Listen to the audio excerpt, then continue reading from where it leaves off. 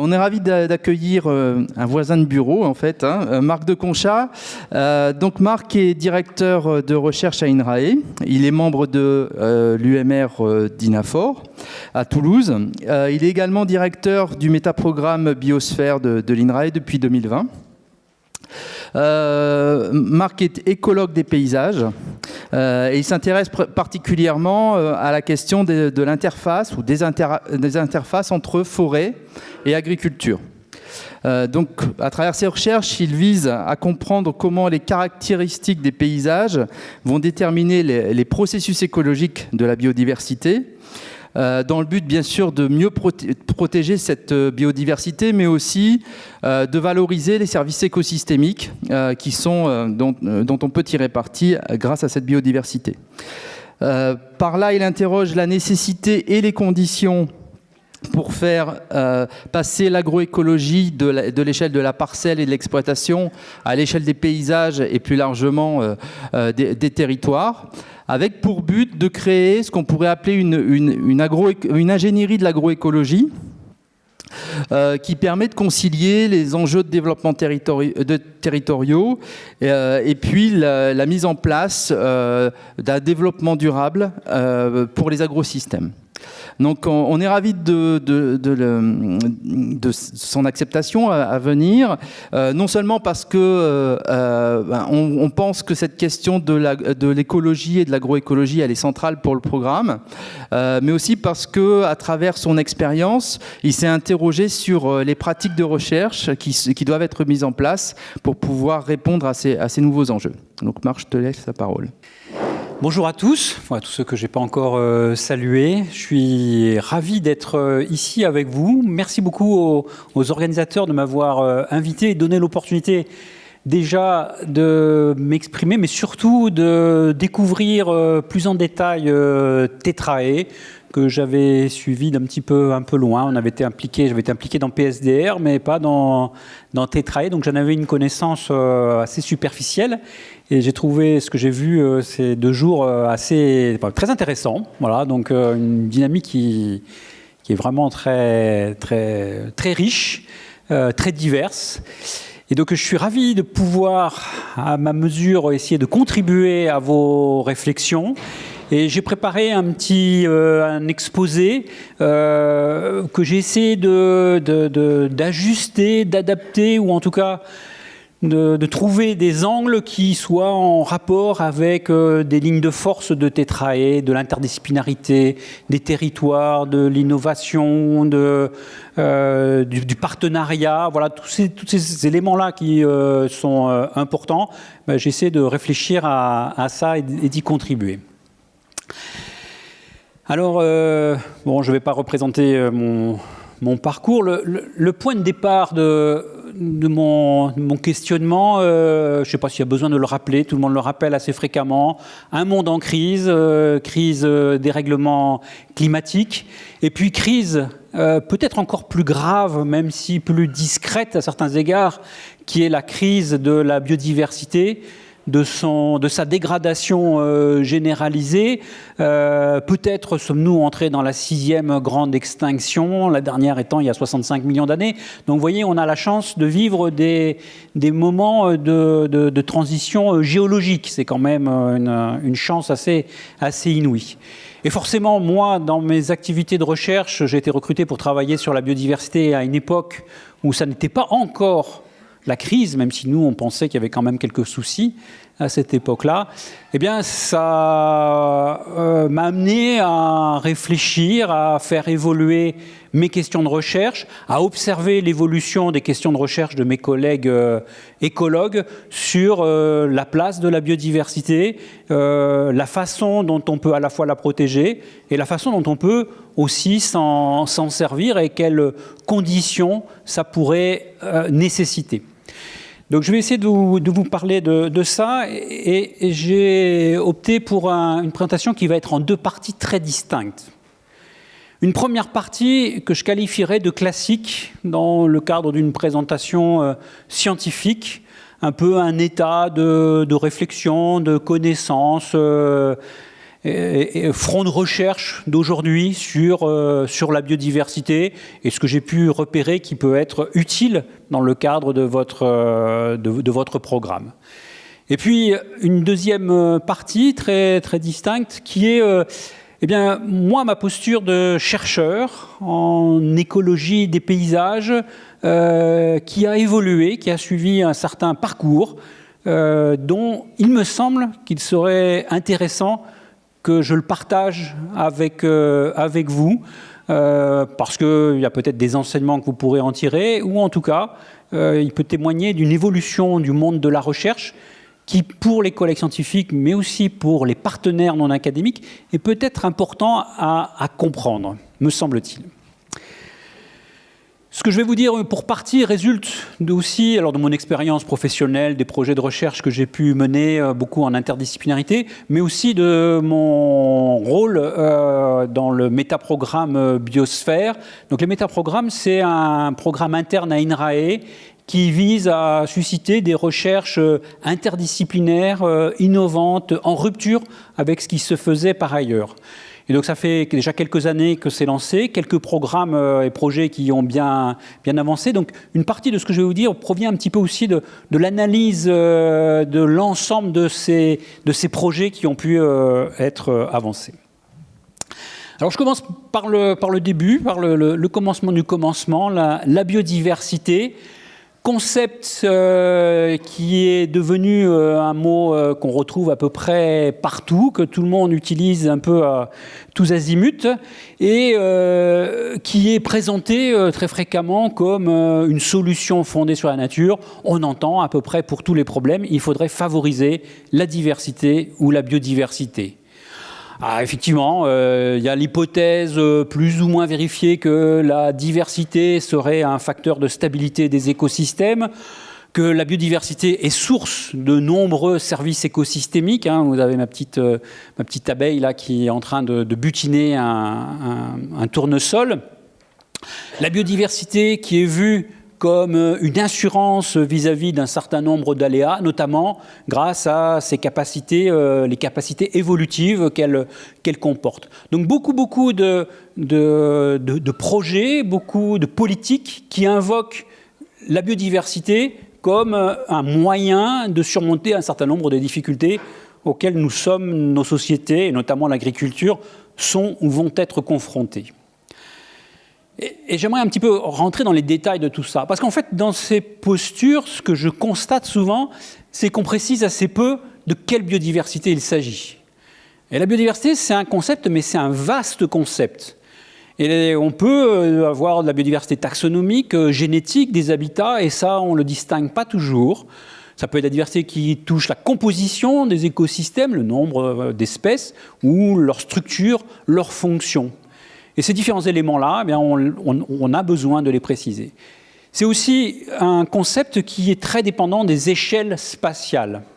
Et j'insiste un petit peu lourdement là-dessus parce que assez souvent, c'est un point qui n'est pas très précisé. Et lorsque l'on va diversifier de la même façon des parcelles agricoles, qui seront toutes très diversifiées, on peut aboutir à une homogénéisation, à une diminution de la diversité à une autre échelle, à l'échelle paysagère, parce qu'on aura des ensembles localement très diversifiés, mais globalement très homogènes. Et cette dimension spatiale, ces différentes échelles, ça va me paraître un point aussi qui est important à avoir en tête. Et puis, c'est la question des échelles temporelles. De quelle biodiversité à laquelle on s'intéresse? Est-ce que c'est celle qui est aujourd'hui, lorsqu'on va engager une certaine pratique qui vise à la favoriser, ou celle que l'on attend dans quelques années? J'ai été amusé par un projet hier qui expliquait, oui, on a étudié les effets, je crois que c'était de l'agroforesterie, on n'a pas observé d'effet sur la biodiversité ou sur d'autres propriétés.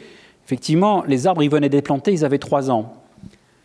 On comprend que cette question de l'échelle temporelle à laquelle on va évaluer des conséquences de nos actions sur la biodiversité peut être extrêmement importante. Il y a besoin d'ajuster un petit peu nos modes de pensée, la façon dont on tient compte et qu'on utilise de ce concept. Et je voudrais insister sur le fait que la biodiversité, ça n'est pas un intrant. On entend parfois, il faudrait rajouter de la biodiversité. La biodiversité, ça ne s'accumule pas. On ne peut pas en rajouter, en enlever. On peut la modifier, on peut la dégrader, mais ça n'est pas un intrant, comme on peut rajouter du phosphore ou qu'on peut rajouter de l'azote sur une parcelle et en voir les conséquences. Une autre dimension qui est extrêmement importante, c'est qu'une bonne partie de la biodiversité est mal connue ou inconnue, et que pour une bonne partie d'entre elles, elle le restera sans doute encore pendant très longtemps. Et c'est important d'avoir ça en tête, parce qu'en général, ce qu'on va qualifier de biodiversité, ça n'est qu'une portion assez étroite, voire infime, de l'ensemble de la biodiversité que ce groupe d'espèces, des oiseaux, des carabes, des plantes, est censé représenter. Ça a des conséquences importantes parce qu'on découvre de plus en plus, et il y a plusieurs projets que nous soutenons qui vont dans ce sens-là, le rôle notamment de la biodiversité microbienne, dont on est bien loin d'avoir compris les détails, et notamment le lien avec tous les microbiotes qui nous concernent. Un point que j'aimerais porter à votre attention, parce que je pense qu'il y a une révolution qui est en train de se faire, une révolution un peu silencieuse, c'est que les moyens de comprendre et de connaître cette biodiversité évoluent extrêmement vite avec des nouvelles technologies. Alors c'est tous les capteurs, c'est voilà, les appareils photo automatiques, mais c'est aussi toutes les questions, tous les outils d'ADN environnemental. Et là, on va aller de découverte en découverte. C'est un monde nouveau qui s'ouvre devant nous, où des vérités que l'on pensait établies sur la présence ou l'absence de certaines espèces dans certains écosystèmes s'avèrent complètement balayées par la découverte de traces qu'elles ont pu laisser de façon discrète dans les écosystèmes. Et ça, c'est important à avoir en tête, parce que ça veut dire qu'une partie de ce qui est dit aujourd'hui sur la biodiversité est susceptible de changer assez fortement dans l'avenir, compte tenu de ces nouvelles connaissances et de ces nouvelles technologies. Comme elles sont de plus en plus accessibles, il est aussi possible que dans des projets même modestes, ces technologies-là deviennent mobilisables. Dernière dimension de la biodiversité sur laquelle j'aimerais insister, c'est qu'elle est évolutive. Et cet aspect-là est un atout, parce que ça permet à la biodiversité de s'ajuster par rapport à des changements des conditions, mais c'est aussi parfois quelque chose qu'on omet dans la façon dont on gère ou on envisage la biodiversité. Elle va évoluer, elle va changer, il y a des dynamiques de population, des interactions, et les facteurs qui aujourd'hui ont favorisé l'installation d'une population d'insectes pollinisateurs dont on est content, eh bien peut-être que ça changera dans l'avenir. Des pressions de sélection peuvent agir assez rapidement sur cette biodiversité. On le voit bien avec les pesticides qui font émerger des résistances. Mais ces résistances, on pourra aussi les retrouver lorsqu'on aura des régulateurs biologiques. On va favoriser les coccinelles ou les cirfes pour lutter contre les pucerons. Il n'y a pas de doute d'un point de vue évolutif que les populations de pucerons évolueront en réaction à cette nouvelle pression de sélection. Juste pour illustrer ça, on présente souvent les insectes, les organismes prédateurs de ces bioagresseurs comme des auxiliaires de l'agriculture. Mais en fait, ce n'est pas vraiment des auxiliaires. Parce que l'intérêt d'un carabe qui va consommer des pucerons, ça n'est pas, comme pour l'agriculteur, d'éliminer les pucerons. Bien au contraire, pour les populations de carabes, l'intérêt, c'est qu'il y ait le plus de pucerons possible à manger. Et quand on commence à réfléchir de cette façon, on conçoit assez aisément qu'il y a des mécanismes biologiques qui, à un moment donné, feront que les populations de carabes ou de cirfes, eh bien, elles n'élimineront jamais complètement les populations de pucerons. Voilà, dernier point, eh bien, la biodiversité, elle est évolutive et ce n'est pas forcément réversible. Et donc, il y a une dépendance du chemin. Et je crois qu'il faut y faire extrêmement attention parce qu'on voit beaucoup de publications qui, à partir d'une observation, d'une corrélation, en déduisent des recommandations de gestion. Et je crois que, bien sûr, c'est utile, mais il faut y faire attention. Si on observe aujourd'hui qu'un paysage qui comporte beaucoup de haies va comporter beaucoup d'insectes pollinisateurs, ça ne nous dit pas forcément que dans un paysage dépourvu de haies, si on en rajoute, les pollinisateurs apparaîtront comme par enchantement. Deuxième point, c'est le fait qu'il est assez difficile de trouver des patrons écologiques. En fait, lorsqu'on veut agir, et c'est la perspective de ce que tu disais tout à l'heure, l'ingénierie agroécologique, et donc on a beaucoup cherché dans ce domaine-là, on essaye d'établir, de passer d'un effet significatif à une amplitude d'effet, c'est-à-dire, ok, je sais que lorsque j'ai une haie, j'ai plus de pollinisateurs. Maintenant, l'amplitude d'effet, c'est est-ce que je sais qu'il y en a 5 fois plus, ou juste 0,03 fois plus. Et donc cette amplitude d'effet, c'est important, c'est pas facile à mesurer. Et puis ensuite, on veut essayer de le relier à des actes de gestion pour un résultat attendu. En gros, c'est si je veux obtenir la pollinisation satisfaisante de tout mon champ de colza, de combien de longueur de haies j'ai besoin.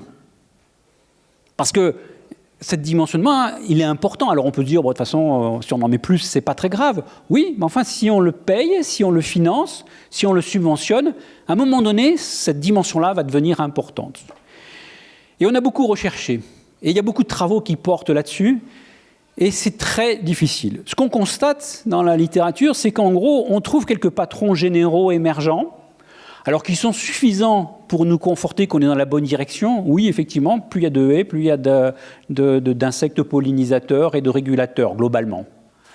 Mais en tout cas, ils sont insuffisants pour obtenir ce niveau de dimensionnement qui permette de dire, eh bien, si vous voulez tel niveau de résultat, voilà l'action qu'il va falloir entreprendre, voilà la longueur de haie, voilà le type de peuplement.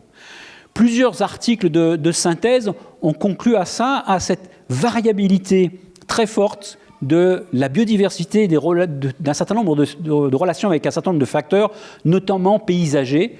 C'est très site dépendant. Je cite l'article de Karp qui est un peu une référence. Dans l'ESCO, qui est sorti cette année sur la diversité de la végétation pour la protection des cultures, ils arrivent à faire apparaître des patrons. Mais là aussi, les recommandations en termes de gestion, elles sont assez grossières. En gros, on se dit que si on a 20% de milieux semi-naturels, c'est plutôt bien. C'est un peu court quand même pour prendre des décisions et orienter des politiques.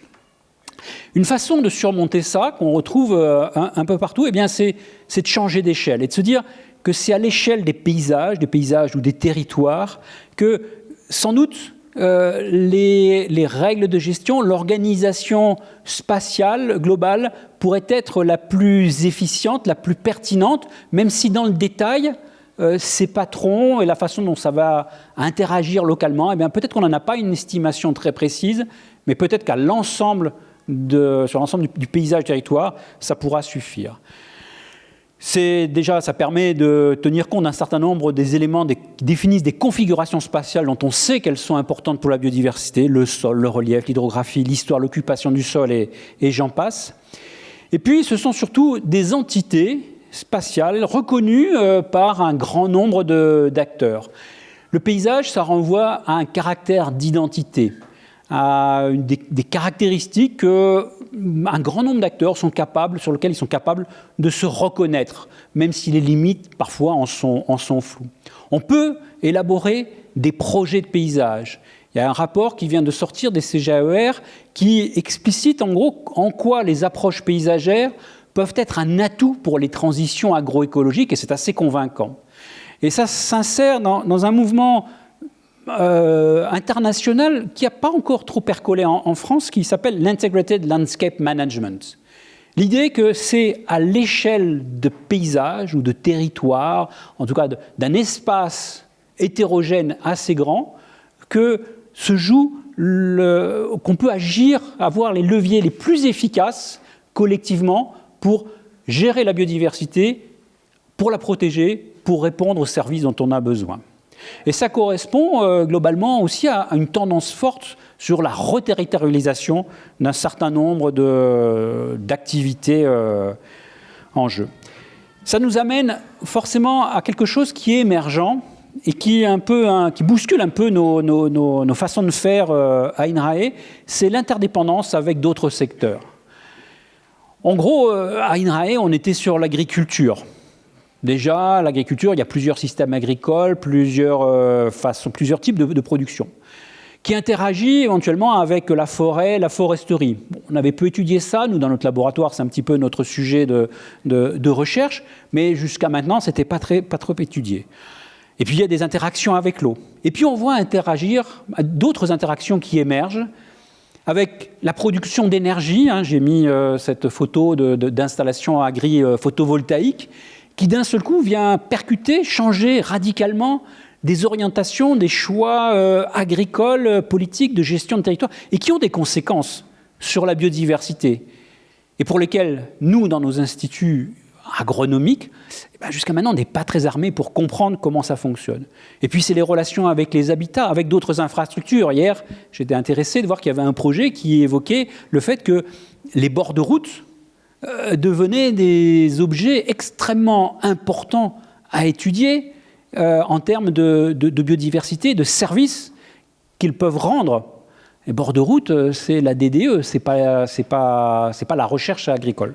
Et donc, il y a là des questions nouvelles, des partenaires nouveaux, des interactions nouvelles dont il va falloir se saisir assez rapidement. Et bien tout ça, ça nous amène aussi à une multiplication des acteurs qui sont concernés. Bien sûr, c'est tous les professionnels producteurs, les agriculteurs, c'est l'amont, l'aval de ces acteurs, c'est les acteurs publics, mais ça on avait un peu l'habitude, c'est les consommateurs. On le voit bien avec l'émergence maintenant des systèmes alimentaires, agricoles et alimentaires, et donc ce que disent les consommateurs a un rôle. Et puis c'est aussi la montée en puissance des représentants d'intérêts spécifiques, les ONG, avec deux grandes catégories pour moi d'ONG avec lesquelles on est amené à interagir. Des grandes ONG qui sont devenues extrêmement compétentes, très pointues sur un certain nombre de domaines, qui fournissent des données à la recherche ou aux décideurs sur un certain nombre de sujets. Voilà, les relevés ornithologiques, c'est la LPO qui est la première à apporter ces informations-là sur la biodiversité. Et puis une autre catégorie d'ONG qui n'est pas sans lien, c'est des ONG beaucoup plus locales, avec des gens très actifs, mais parfois beaucoup moins compétents sur les thématiques, sur les sujets, sur les enjeux. Et on doit interagir avec ces différentes catégories de partenaires. Et ce n'est sans doute pas les mêmes types d'interactions que l'on va établir avec ces différentes catégories de partenaires.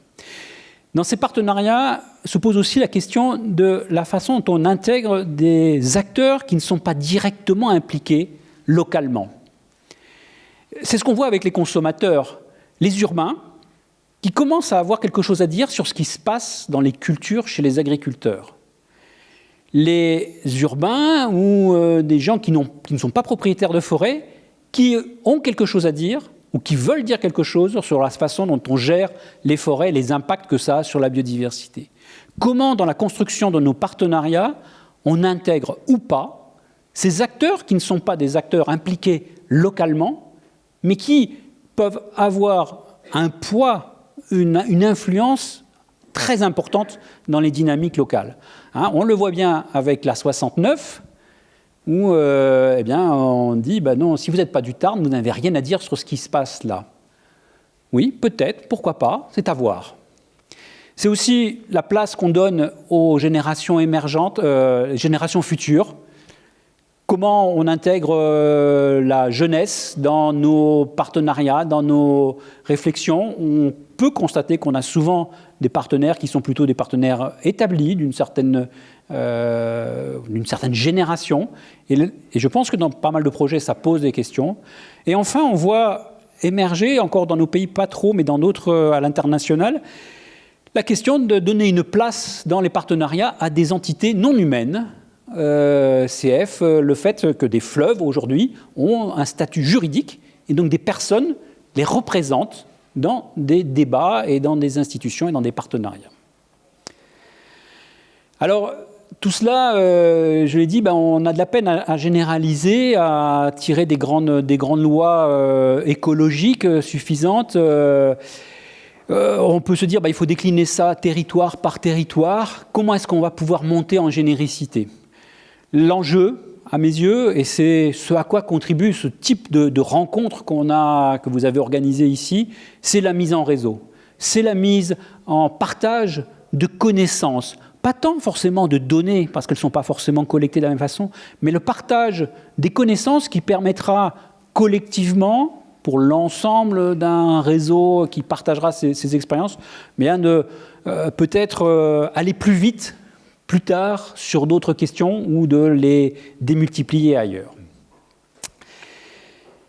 Voilà, donc c'était un peu ce que je retenais, moi, de mes expériences concernant les projets de recherche relatifs à la biodiversité. Donc, de l'écologie, il en faut plus pointu, plus précise, aller plus loin que ce qu'on a l'habitude de faire sur ce concept de biodiversité.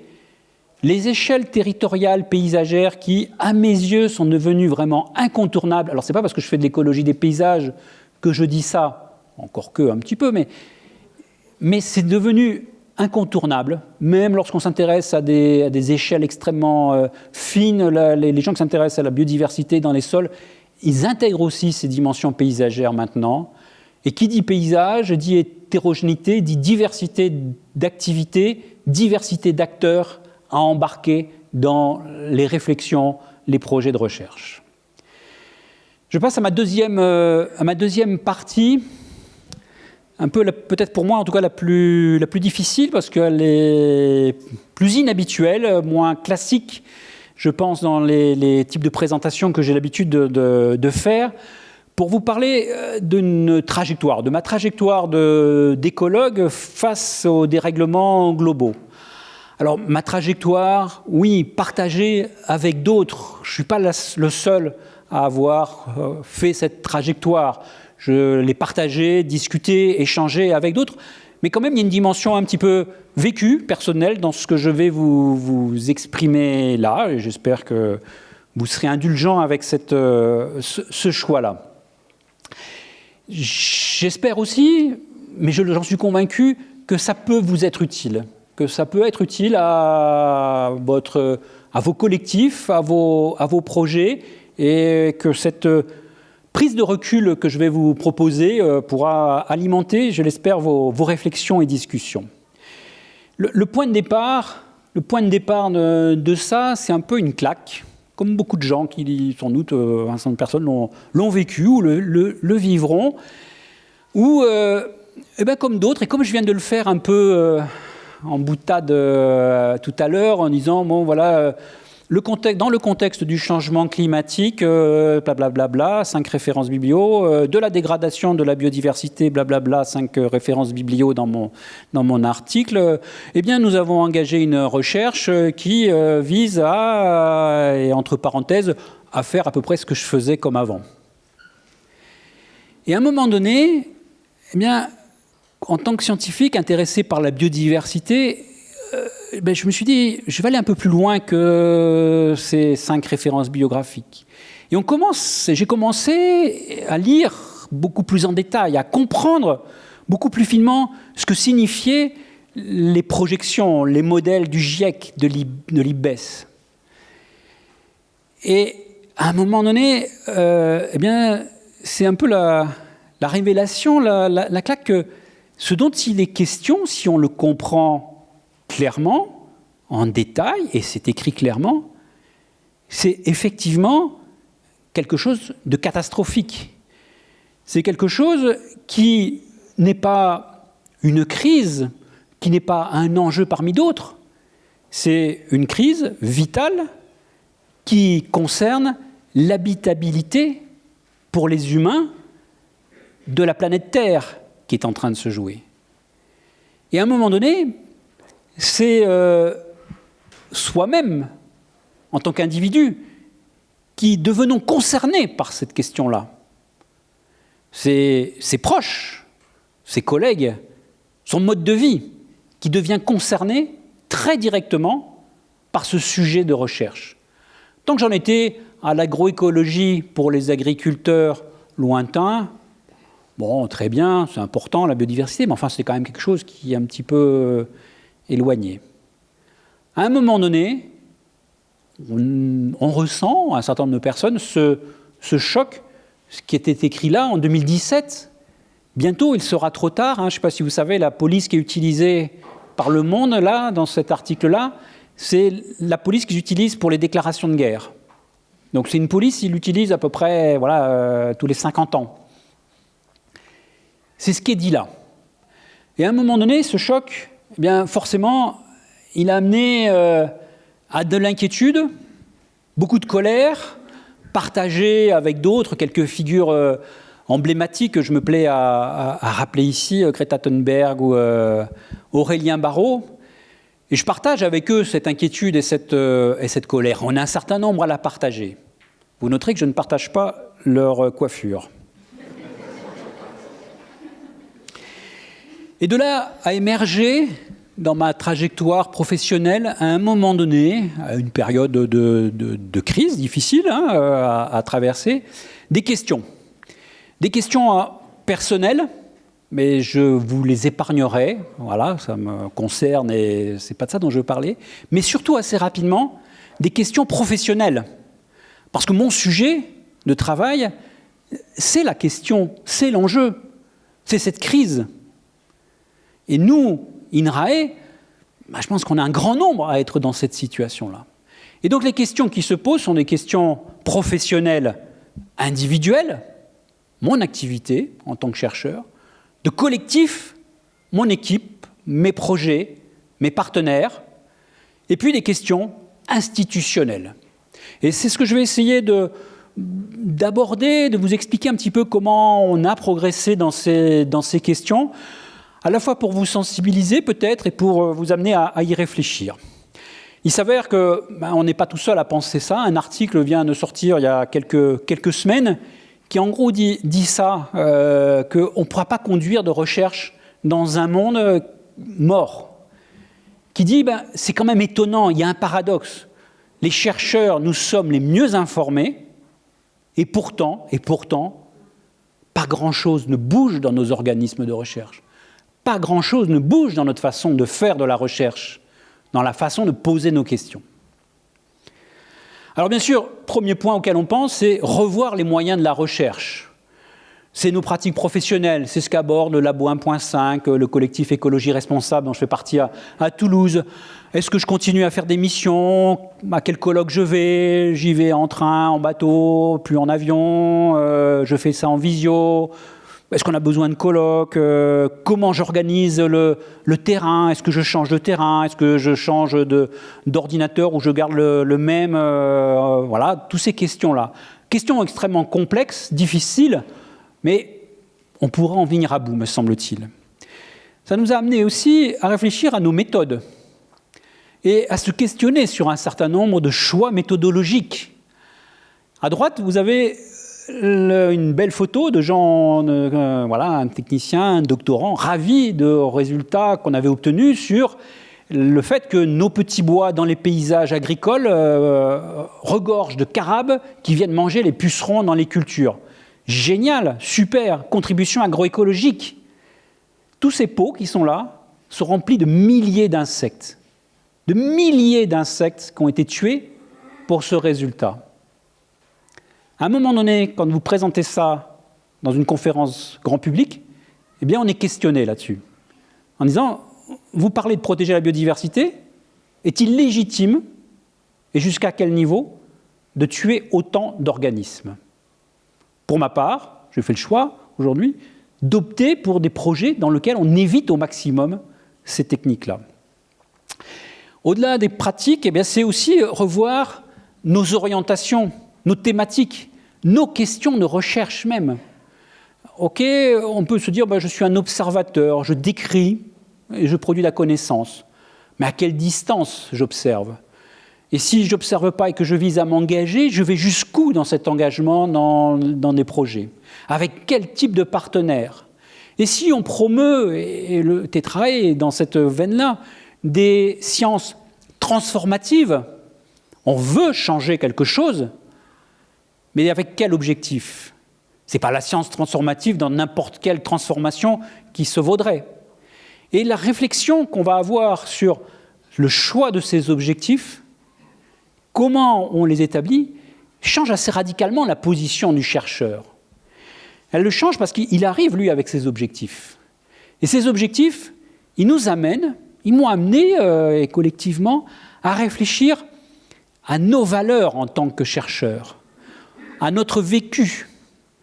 Si je suis jeune, vieux, si je suis un homme, une femme, issu de telle catégorie sociale ou d'une autre, ayant suivi telles études ou telle autre, ayant eu des parents agriculteurs ou pas, je suis imprégné d'un grand nombre de valeurs, de choix implicites, de préférences qui, forcément, vont influer sur les choix que je fais, les questions de recherche, voire les façons de les instruire. Vous avez peut-être suivi ces révélations un petit peu que les recherches médicales faites par des hommes, eh bien, elles n'ont pas tout à fait donné les mêmes résultats concernant les femmes que les recherches faites par les femmes.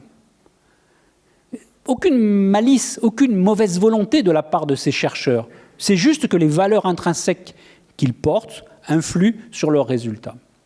Pendant longtemps, la recherche, elle a essayé d'oublier ça, de mettre ça de côté. Moi, je pense que c'était une erreur. Je pense que, puisque ces valeurs, ces inquiétudes dont j'ai parlé, ou cette colère dont j'ai parlé tout à l'heure, influent sur la façon dont je conduis ma recherche, d'une certaine façon, le choix de mes questions, le choix des partenaires, ça introduit un biais dans ma recherche. Et la recherche, c'est souvent de tenir compte des biais que l'on a. Et donc, je pense qu'il est important, et toujours dans cette démarche scientifique auquel je souscris, d'expliciter ces biais, donc d'expliciter le plus possible ces valeurs, ces éléments de référence, d'y réfléchir collectivement pour pouvoir en faire part. Et en faire part à d'autres chercheurs, mais en faire part aussi à ses interlocuteurs, des collègues avec qui on dit écoute, non, je ne vais pas mener ce projet avec toi parce que moi, tel aspect ne correspond pas à mes valeurs. Mais en faire part aussi aux partenaires avec qui on va travailler. Bien sûr, ça donne une recherche qui n'est pas neutre. Moi, je pense que la recherche n'a jamais été neutre. Mais là, c'est vraiment explicite qu'elle n'est pas neutre. Mais cette non-neutralité ne veut pas dire qu'elle n'est pas ni honnête, ni rigoureuse. Ça ne veut pas dire tordre les résultats pour qu'ils correspondent à mes espoirs. Ça veut dire que je fais des choix dans les questions que je veux traiter. Pour moi, ça renvoie à des enjeux de la science ouverte.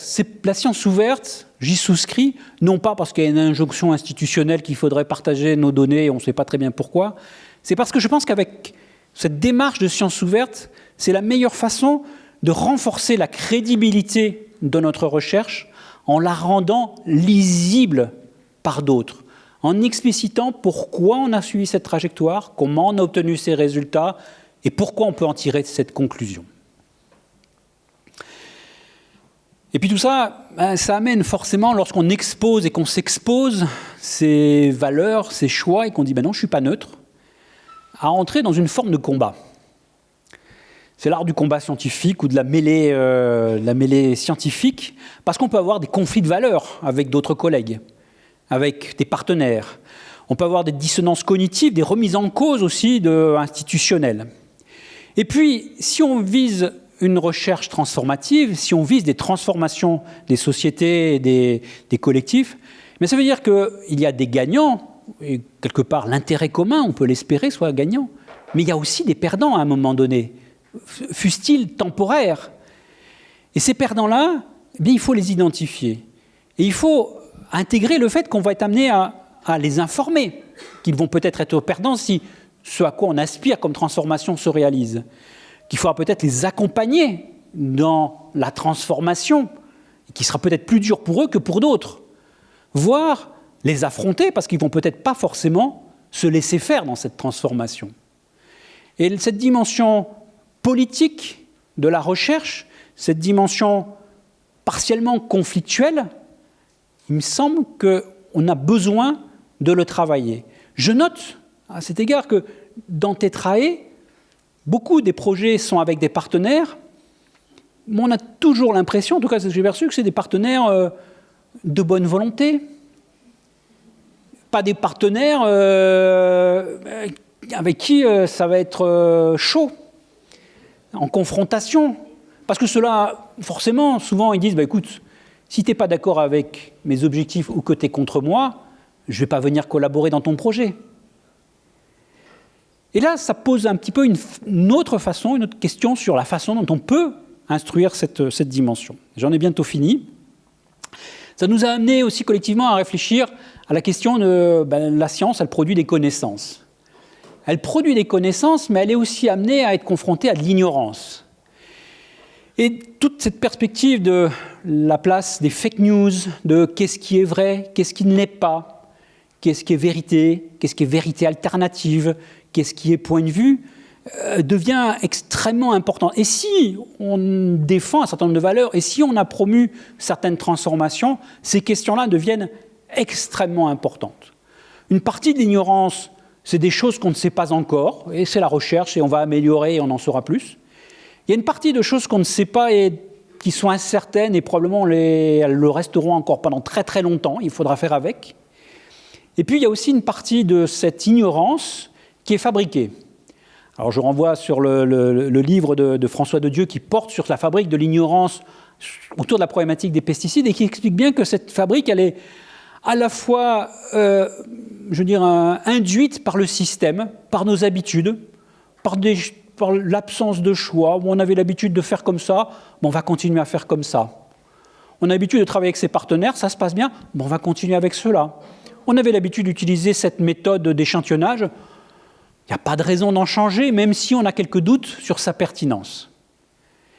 Et puis, il y a aussi cette ignorance intentionnelle, induite par toutes sortes de stratégies pour alimenter certains intérêts. Ça peut être, vous savez, la technique du cherry picking. On va prendre juste une information dans votre bel article dont il y avait 3 pages de discussion, et puis vous avez eu le malheur d'écrire une phrase dont un acteur assez puissant va se saisir pour défendre ses intérêts. Tout ça, mais il faut l'avoir en tête, il faut le travailler, et je pense que collectivement, en tant que scientifiques et nos partenaires, nous manquons de culture autour de cette problématique-là, ayant une confiance absolue dans notre production de connaissances et le fait que cette connaissance sera accueillie à bras ouverts par l'ensemble des acteurs. Toute cette réflexion que j'ai menée dans ce cheminement un peu chaotique, avec d'autres, avec pas mal de collègues, mais il s'avère qu'elle est aujourd'hui en partie institutionnalisée.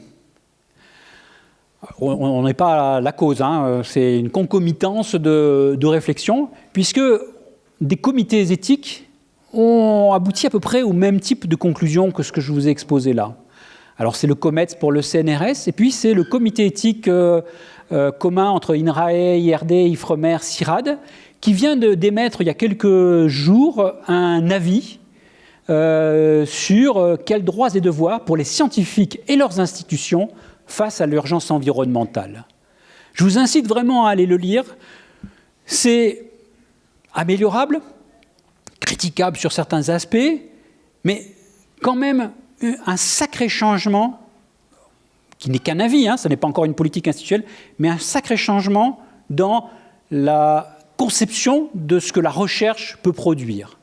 Donc j'ai repris un peu les intitulés du plan, c'est réduire l'empreinte écologique de la recherche, je vous en ai parlé. C'est une réflexion sur les choix thématiques des recherches.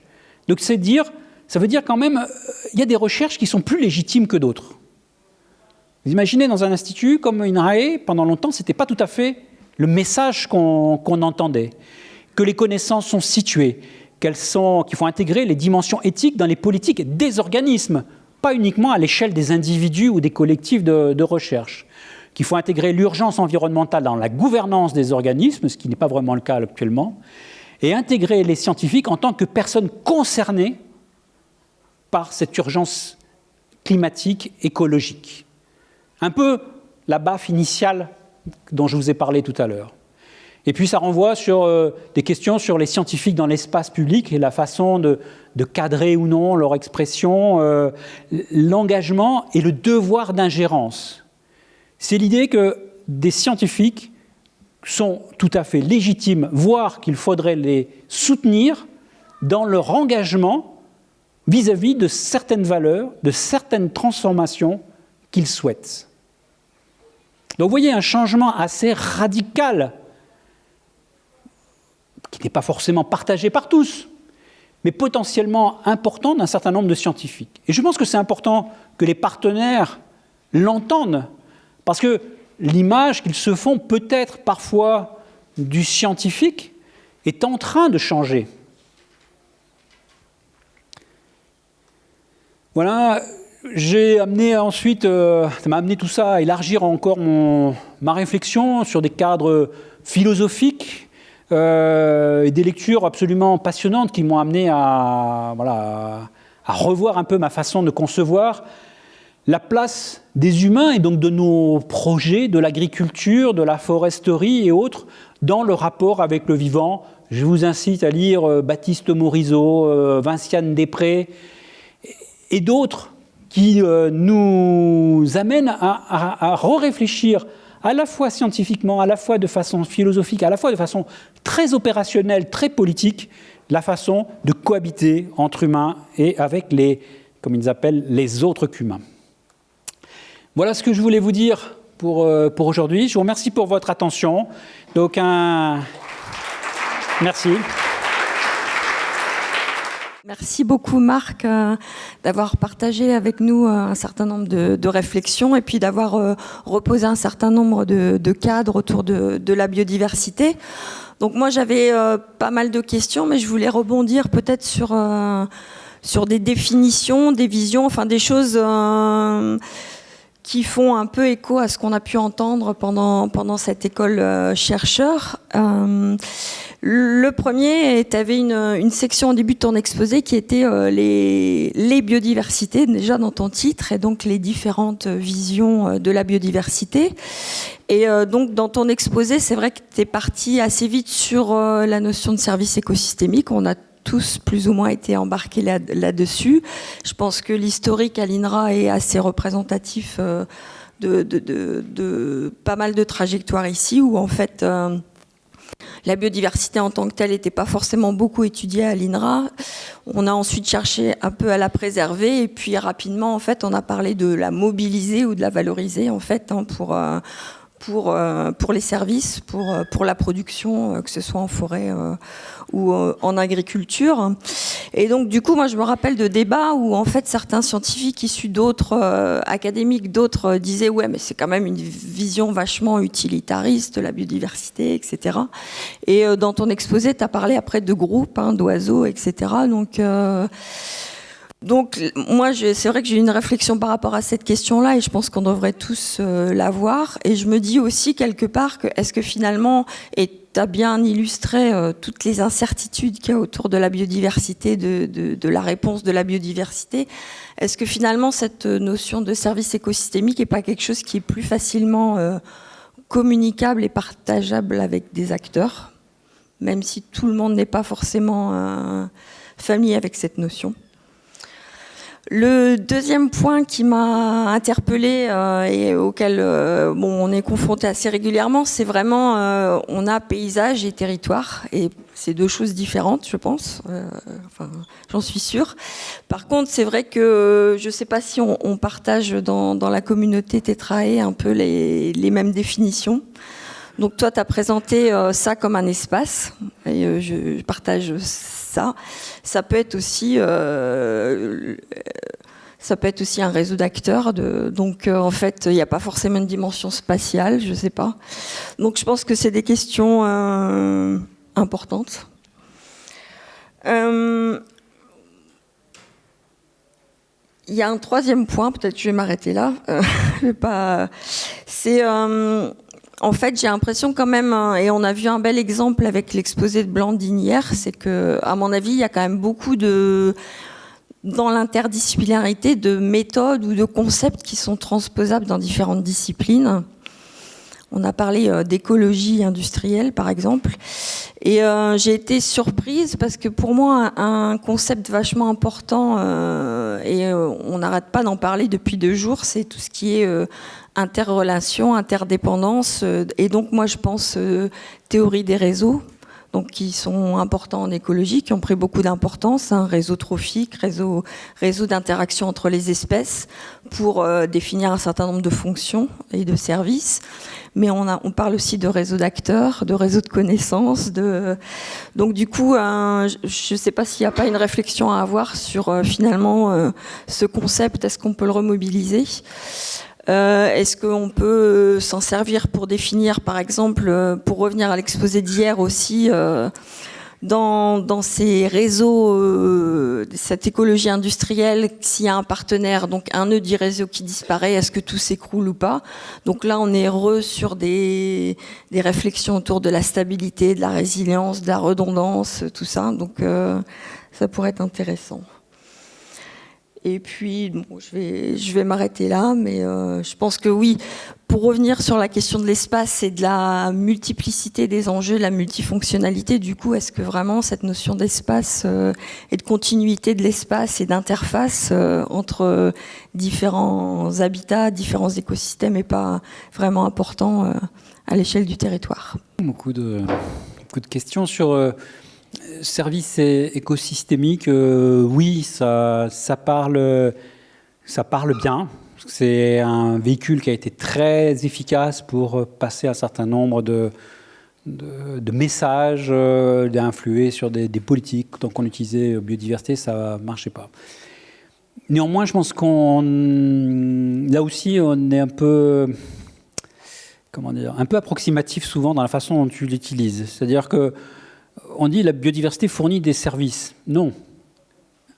Un utilisateur, un bénéficiaire, bénéficie d'un service. Ce qui n'est pas tout à fait la même chose. Parce qu'on fait des catégories de services, services de régulation ou services de pollinisation. Ah, très bien. Et on découvre, par exemple, que dans un même paysage, à un même endroit, deux agriculteurs peuvent avoir une vision très différente de cette fonction écologique qui est la pollinisation. Parce que pour l'un, ça va être à un moment donné un service qui va lui permettre d'avoir ces cultures qui sont fécondées, et l'autre, d'avoir au contraire des pollinisateurs qui viennent interférer avec la fécondation contrôlée. Enfin, je ne me rappelle plus des détails. Il y a un exemple assez précis sur les amandiers aux États-Unis où ça n'est plus du tout un service. On a un paysage dans lequel il y a des insectes pollinisateurs pour un des arbres fruitiers et d'autres pollinisateurs pour le colza. Ce n'est pas forcément ni les mêmes insectes, ni donc les mêmes caractéristiques du paysage ou de gestion qui vont permettre de les favoriser. Donc le service, c'est bien un service vu par un bénéficiaire et non pas un service qui est ici, on confond souvent la fonction écologique avec le service. Voilà.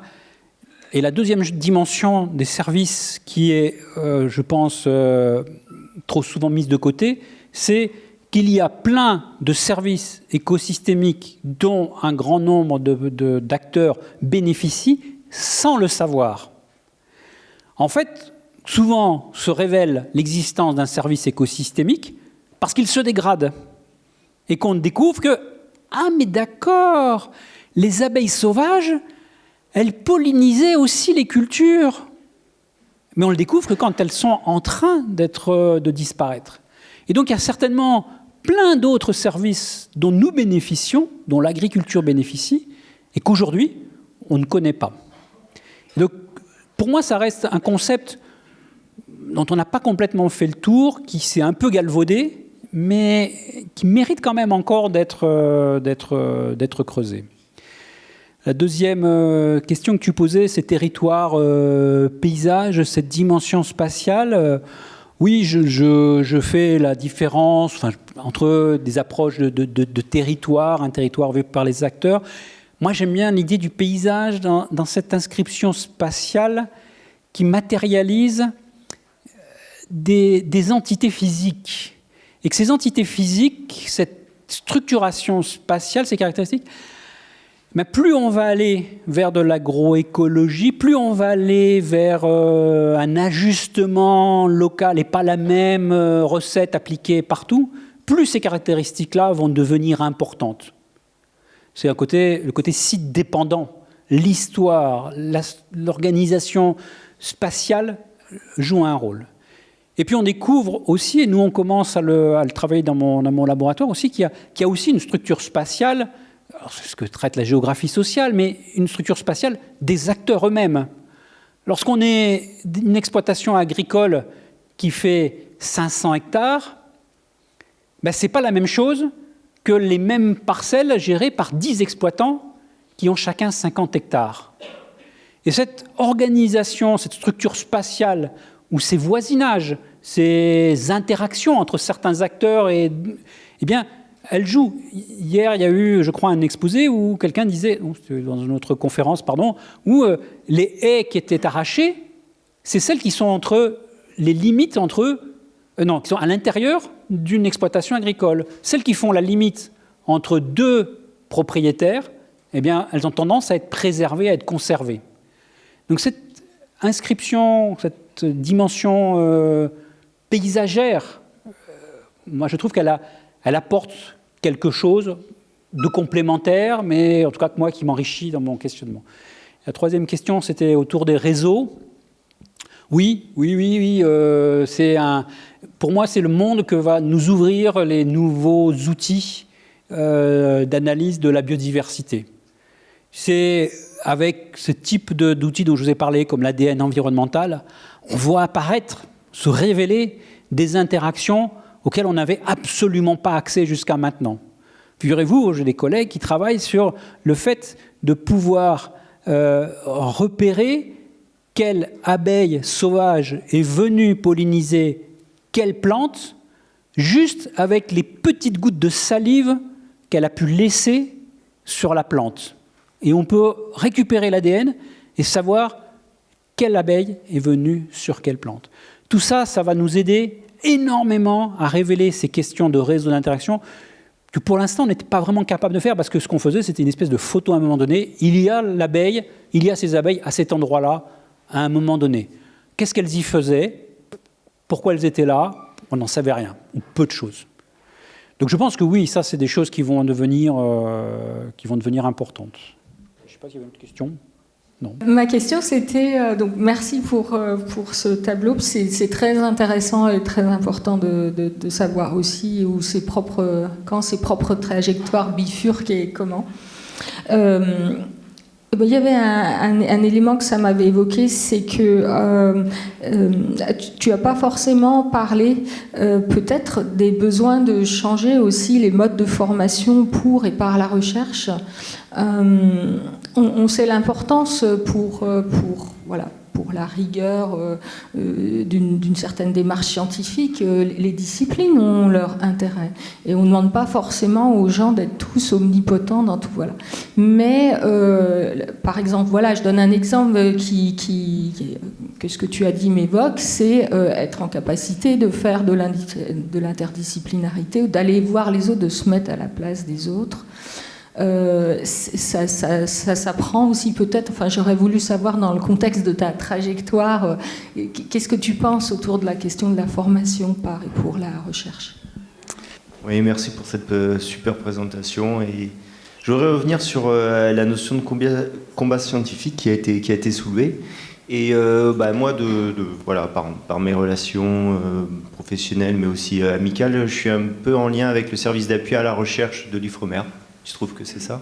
Et j'ai l'impression qu'un des fronts de ce combat, c'est beaucoup dans les ministères, avec les agences, avec l'OFB, pour, mettons, l'application des directives européennes, par exemple, ce genre de choses, où le rôle du scientifique est parfois très dur à tenir, et des couleuvres sont avalées par kilos entiers de temps en temps. Et je me demandais quelle solution est-ce qu'on... Peut-être ce comité d'éthique en fait partie, pour se prémunir un tout petit peu des pressions que peuvent recevoir mes collègues qui sont dans ces réunions et quitte à quitter la table quand vraiment c'est plus possible. Voilà. Est-ce que vous avez des expériences ou des choses à partager là-dessus?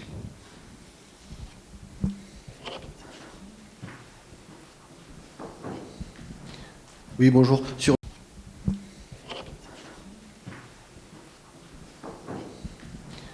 Oui, bonjour. Sur la deuxième partie de votre exposé, Donc vous nous questionnez sur notre positionnement, notamment de scientifiques, par rapport aux enjeux, donc l'extinction de notre espèce, clairement. Donc selon vous, compte tenu de ces enjeux, est-ce que l'agriculture et le travail sur l'agriculture au sens large fait partie de l'une de ces priorités? Et si oui, quelles seraient les priorités scientifiques à travailler selon vous, compte tenu de cette urgence?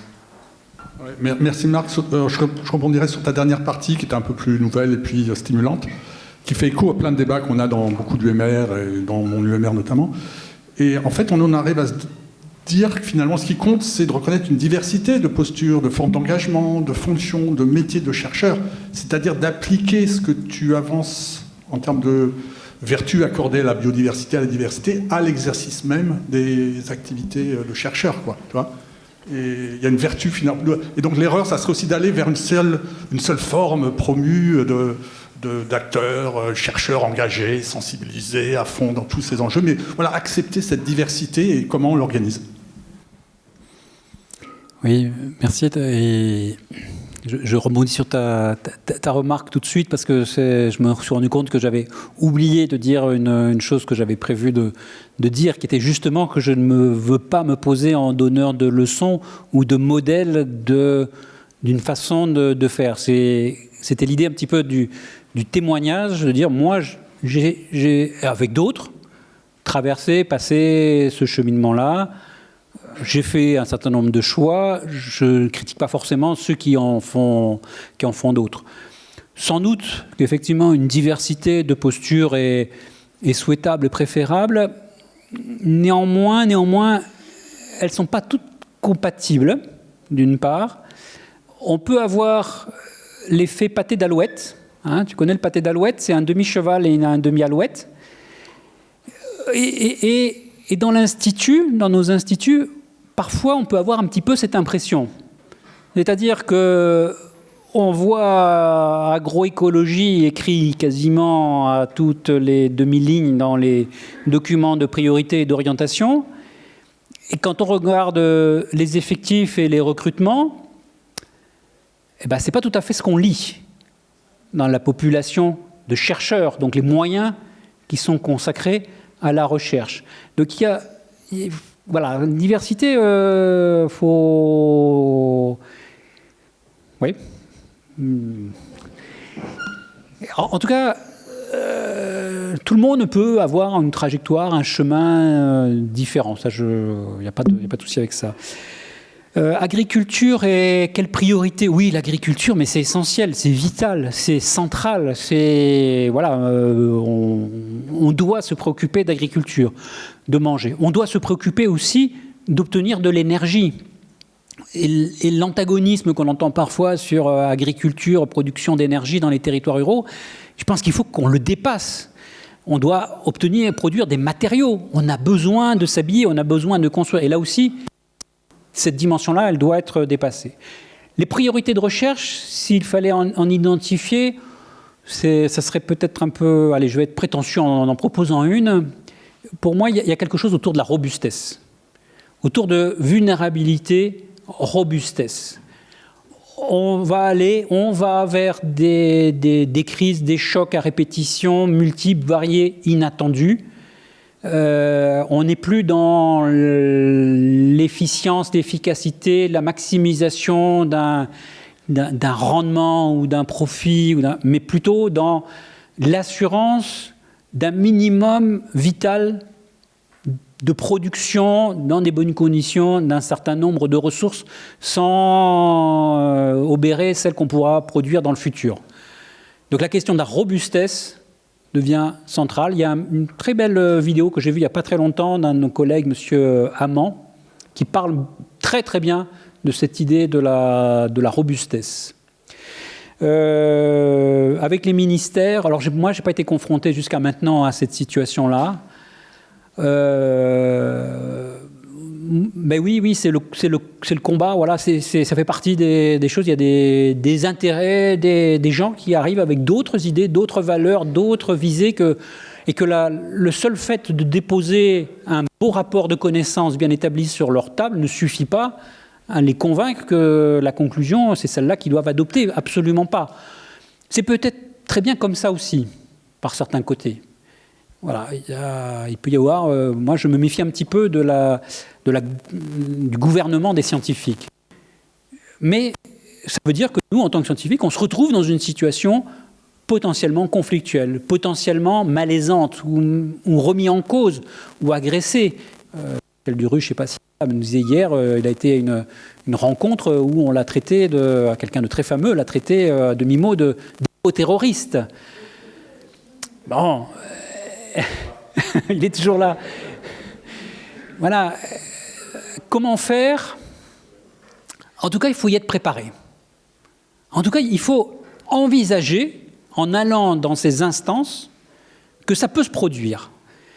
Et s'y préparer collectivement, c'est déjà, je pense, arriver avec beaucoup moins de naïveté, beaucoup moins de sensibilité. Ça te fait un peu le cuir pour ces échanges-là. Il peut y avoir ensuite des options stratégiques de dire la chaise vide, pas la chaise vide, je claque la porte, ça dépend à la fois, je pense, des personnes, des contextes, des situations. Je n'aurais pas de recommandations particulières à faire dans ce sens-là. Et quant à la formation, j'aimerais pas être en thèse actuellement. Voilà, dans mon état d'esprit d'aujourd'hui, il est vrai, et je le mesure bien, que je peux me permettre ce discours-là et ces réflexions-là, parce que je suis à un moment de ma carrière, avec un statut et social et professionnel qui me le permet. Vous êtes en CDD, vous êtes jeune recruté, vous êtes doctorant, vous pouvez penser ça, vous pouvez le vivre en partie, vous questionner. C'est pas si facile que ça à mettre sur la table, à poser ou à mettre en alignement vos actions et vos pensées. C'est là où le collectif il est important. C'est là où en parler, le mettre sur la table comme moi je viens de le faire là, j'ose espérer que ça suscite dans des unités, dans des collectifs, une écoute, une attention, une envie d'en parler, de pouvoir dire ok, on comprend ça, on sait dans quelle situation ou dans quel état d'esprit, toi, jeune doctorant, doctorante, tu peux être par rapport à ce sujet que l'on t'a confié. Voilà. Et je trouve que là, il y a quelque chose à construire, des unités où c'est plutôt bien fait. Innovation, je suis un peu ce qui se fait, fait ça, Dynafor, des choses comme ça. J'ai entendu Agir aussi qu'il y a des échanges de ce type-là. Enfin bref, c'est pour celles que je connais. Si moi j'en parle, c'est dans cette idée-là. En termes de formation, je ne saurais pas trop dire, mais je pense que les étudiants, les jeunes sont eux-mêmes en train de bouger. C'est eux, quelque part, ils n'ont peut-être pas besoin qu'on vienne les guider, ils vont nous inventer des choses nouvelles, me semble-t-il. Mais on leur file une fichue pourrie responsabilité. Mais je n'ai pas d'autres propositions. Merci. De façon sous-jacente à la présentation, il y a une question qui est discutée depuis assez longtemps et encore récemment avec Future Earth, et on a des échanges avec Wolfgang Kramer là-dessus. C'est quels sont les protocoles qui permettent de savoir ce qu'il faut savoir. Alors ça renvoie à la question de l'utilité de la connaissance, et quand on sort du modèle libéral de l'utilité de la connaissance, qui est vraiment celui de la productivité de la connaissance, quelque chose comme ça, il y a effectivement les enjeux que vous évoquez sur les challenges contemporains, etc. Mais on a un gros déficit collectif majeur, qui est qu'en fait on n'a pas de méthodologie en dehors de demander à Marc de nous dire qu'est-ce qu'il faut qu'on sache. Voilà, on fait comme ça. Et en fait on n'a pas de méthode, c'est-à-dire qu'on n'a pas de dispositif. Et je soumets simplement une chose, c'est qu'un travail qu'on fait conjointement avec l'INRIA en ce moment, c'est la notion de mise à l'épreuve, justement. Et quels sont les protocoles pour mettre à l'épreuve des connaissances par rapport à leur capacité transformative. Donc ça veut dire forcément sortir les connaissances du labo. Donc ça, on revient sur les questions d'ouverture, quel que soit le sens qu'on lui donne. Et après, de construction d'une condition expérimentale sur la qualité opérante ou la qualité transformative d'une connaissance. Voilà. Et je pense qu'il y a un grand domaine à creuser pour nous, en admettant les conséquences désagréables qu'on a pu observer dans les projets européens qui avaient cette capacité de gouvernance. C'est qu'à un moment donné, quand on fait ce boulot-là, on dit à une équipe, maintenant ça s'arrête, c'est fini. On a montré qu'il n'y avait pas de besoin sur cette connaissance-là. C'est terrible, c'est du darwinisme dans ce domaine-là, mais peut-être qu'il faut qu'on accepte cette situation et cette configuration. Donc premièrement, créer les conditions de cette mise à l'épreuve, et puis deuxièmement, en accepter les conséquences. C'est pas facile. Bonjour, je suis Nicolas Bilot, des Hommes et des Arbres, un des partenaires de Perceval. Et je vous refais ma marotte que j'ai déjà fait ce matin dans un petit groupe. J'aime bien le fait que vous disiez comment aller descendre, comment aller se mettre en contact avec les gens, mais c'est toujours pour mieux leur expliquer, pour mieux leur faire passer des messages. Et j'aimerais bien qu'on arrive, et on travaille nous à des Hommes et des Arbres, à réinverser, du coup à repartir dans l'autre sens après. Et à se dire, les gens ils font des trucs, oh putain, je viens, j'ai fait mes modèles, c'est ça qu'il faut faire sur le terrain. Ah, ils sont déjà en train de faire quelque chose. Et ah bah tiens, c'est pas du tout ce que j'avais prévu qu'ils fassent. Est-il possible de récupérer cette connaissance-là ? Vous parliez de collectifs qui remettent en question la façon de faire de la recherche. Moi j'en ai 2-3 qui font de la recherche depuis le terrain, et après ils prennent tout ce qui a été créé comme connaissance sur le terrain, parce que la création de connaissances elle ne se fait pas juste dans les labos, et ils essaient de la faire remonter derrière. J'avais rencontré Geneviève Fontaine, c'est la directrice scientifique du tiers-lieu Tetris à Grasse. C'est super intéressant ce qu'ils font là-bas, je pense. Nous, on a le Labo Sauvage en Grand Est. C'est une association de gens qui se disent tiens, j'aimerais bien me poser cette question-là, et qui l'adressent parce qu'ils ont la méthode scientifique parmi leurs bénévoles et leurs salariés. Et puis, on est en train de repérer l'ONF qui monte un projet qui s'appelle Audace, où en fait, ils se sont rendus compte que les forestiers, les gestionnaires, ils essayent des trucs pour le changement climatique. Ils plantent des machins sur leur terrain, sur les terrains qu'ils ont en gestion, et ça, sans avoir fait toute la biblio sur le changement climatique. Et du coup, plutôt que de se dire, moi, en tant que chercheur, je vais monter un projet et j'aurai des sous pour aller tester des choses, donc mettre en place mes propres forêts, pour tester mes propres forêts. C'est très compliqué. En général, on arrive à faire 4 parcelles. Et en fait, il y en a des vingtaines sur le terrain, et c'est pas mal d'aller regarder ce que les gens ont déjà essayé, déjà fait, et capter cette connaissance-là pour la faire remonter. Donc j'aime bien l'idée de faire la posture d'aller sur le terrain, mais humblement, de se mettre au fond de la salle, de regarder comment les gens réfléchissent, eux, et d'essayer de capter cette fabrication de connaissances du terrain et là, c'est là qu'on fait appel à votre rigueur, à vous, de scientifiques, être capable de la documenter, de la ranger et d'en faire des synthèses. Mais je rebondis, je souscris pleinement et complètement à ça pour l'avoir vu, pratiqué, notamment pendant le réseau MAB, Man and Biosphère, des sites où il y a ce type de recherche. Voilà, donc je souscris à ça. C'est un peu ce que j'ai essayé de dire rapidement sur l'idée aussi de mise en réseau, des comparaisons et de partager des connaissances entre toutes sortes d'acteurs, et non pas partager des données, parce que les scientifiques pendant longtemps c'était on va instrumenter 10 fermes et puis on va partager les données et on va en générer une nouvelle connaissance. Non, c'est partager des connaissances. C'est tout le mouvement aussi de l'expérimentation à la ferme, voilà, de la traque à l'innovation. Donc il y a pas mal de recherches qui sont faites dans ce sens-là.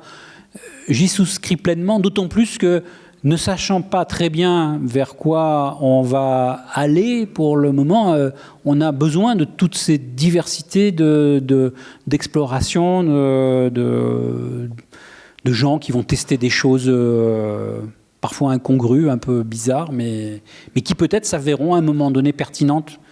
Voilà, et qui nous apprennent des choses. Donc ça, je suis entièrement d'accord.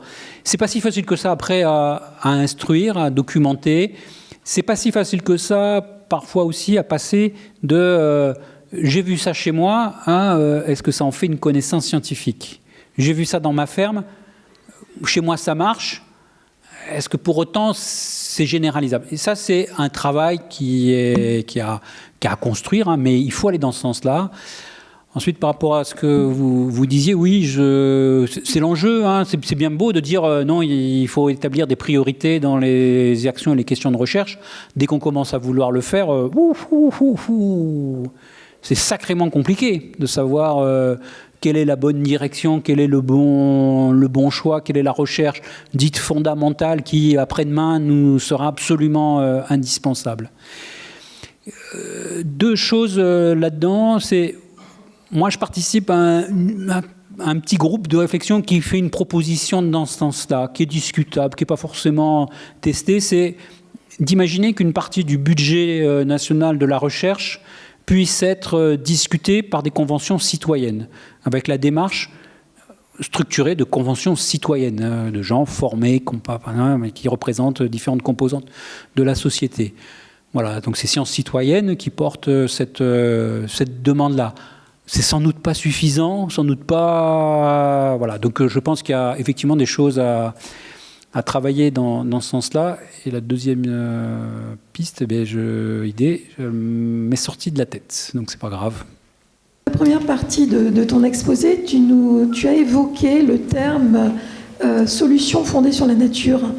Et moi, ce terme, je voudrais que tu reviennes un petit peu là-dessus, parce qu'il me fait un petit peu peur. J'ai l'impression que finalement, en utilisant ce terme, implicitement, on est dans l'esprit ancien de se dire on va trouver une solution. Bon, c'est pas apporter des intrants, mais c'est en utilisant la nature sans changer le système. Donc, je voudrais avoir ton avis autour de ce terme et toutes ces démarches actuelles autour des solutions fondées sur la nature. Oui, j'entends et on entend cette critique sur ce concept qui a été avancé. Solutions fondées sur la nature avait, ou en tout cas aux yeux de certains nombres d'acteurs, l'intérêt que ça combinait à la fois la dimension qu'on pourrait dire de service et la dimension de préservation de la nature et de la biodiversité. Parce que les services écosystémiques, on pouvait maximiser un service écosystémique s'il suffisait de préserver l'abeille domestique pour faire la pollinisation, les abeilles sauvages, tant pis pour elles. Dans l'approche prônée par l'IUCN de solutions fondées sur la nature, telle qu'ils l'ont définie, pas forcément telle que c'est repris, mais telle qu'ils l'avaient définie, il y avait cette dualité de préservation utilisation. Mais effectivement, il y a en partie cette critique récurrente qui est faite, pas que d'ailleurs solutions fondées sur la nature, sur aussi sur les services écosystémiques, jusqu'où on remet en cause le système. C'est-à-dire, à un moment donné, on peut trouver des solutions fondées sur la nature et des services écosystémiques pour continuer à produire du caviar. Bon, oui, très bien. Combien on consacre d'argent de la recherche publique à ça? Voilà, vous voyez un peu le sous-entendu, recherche sur le caviar, recherche pour quelques happy few qui peuvent se l'offrir, et donc pas de remise en cause du système qui fait que les inégalités se sont renforcées. Oui, tu as raison, c'est une limite sans doute de ce concept-là.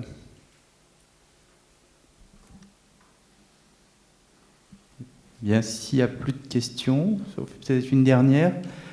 Sinon, il nous reste à remercier Marc. Merci beaucoup pour la conférence.